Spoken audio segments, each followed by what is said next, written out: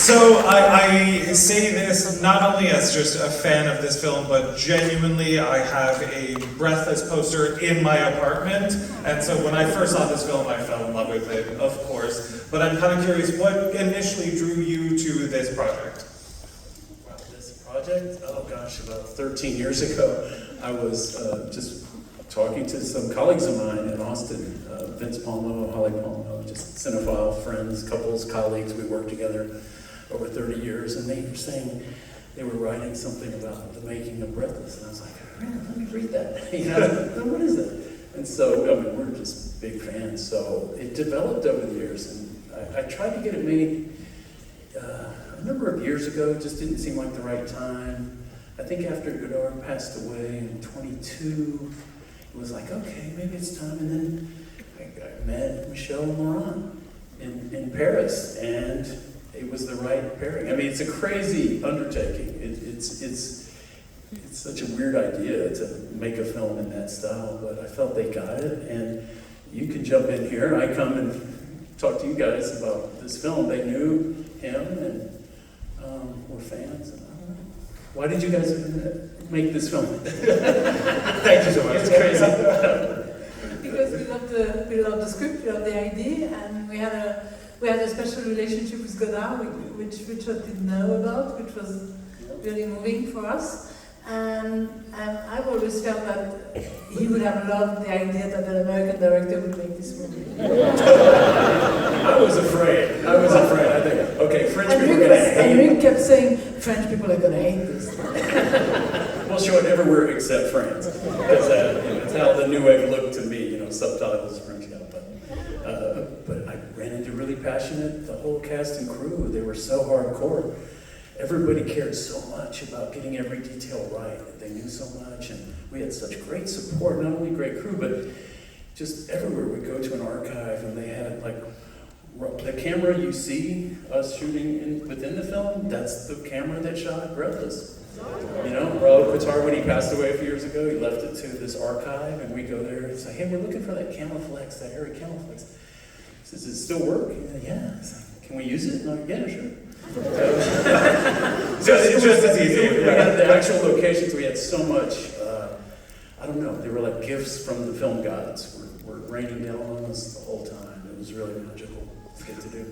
Well, and kind of jumping off the points that you were all making, what was it like working primarily with a French production?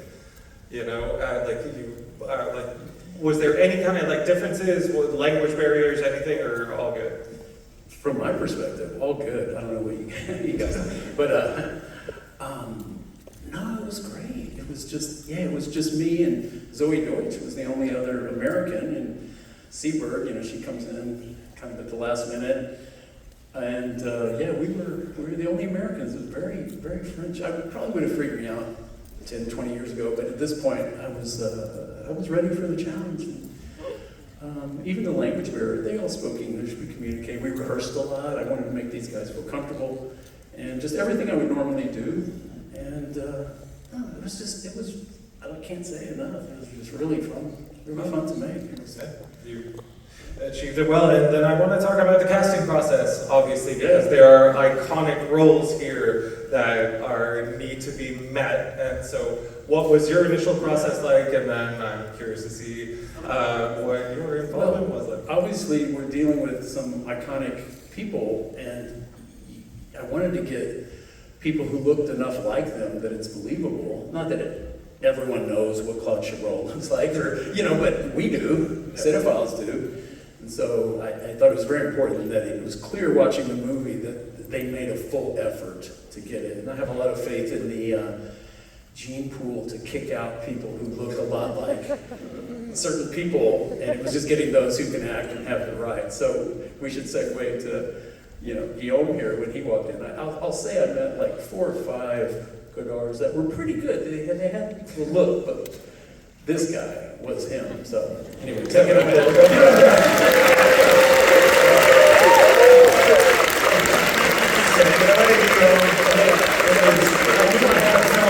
I knew this film was going to work when this guy showed up. You didn't say the word, Rick. He had arrogance. Yeah, I call it what I recognized, I was back to beginner's mind. I always say I was 28 years old making this film again. I recognized the swagger and arrogance, unfounded swagger and arrogance of the first-time filmmaker. You're like a general without an army. You know, you have all this in you, but no one seems to recognize your genius yet, and you're just kind of, you're on your own. So it was very much me making a first film again. All that anxiety and exhilaration was a good place to express it here. So what was your experience like? Just the imposter, you know? I was an extra before making this movie, so this is the first one I do, so...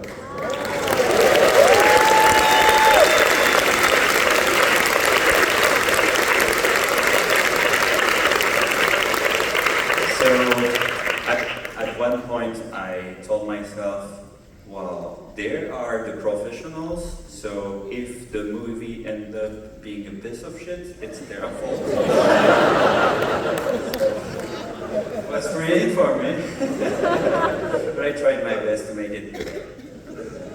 And like, so kind of like what went into your process? If you're saying like you're going from like extra to this huge role, like what kind of like delved you into the role to make? So, before being an extra, during 10 years, I studied every job you can think of on a cinema set, and also in production and distribution, so I've done it all, apart from makeup. That's my flaw, sorry. But he studied acting. He's being humble, he actually trained, isn't he? And so the last piece was acting, so I did 2 years of acting class, and then when I got the email from the casting director, I thought it was a scam, so I went in the audition with a knife in my pocket, you know, just in case. And after that, true story. Every time I say something, people think I'm fucking with them. I'm not. So, to prepare Godard, I studied everything, the biographies, interviews and everything, and I had to get the gestures and the voice right, because I was most impressed with the accent, that you really worked on that. Yeah, during 2 weeks I was laying on my bed, like I was at the shrimp, you know, and I was recording myself, and it sounded like a mix of Southern France accent mixed with Quebecois. So it wasn't Swiss, so I was wrong in the beginning, but by keeping going on, you know, I find like syllables and words and then sentences, and I started to understand how he was thinking, you know. Now I'm terrified you have a knife in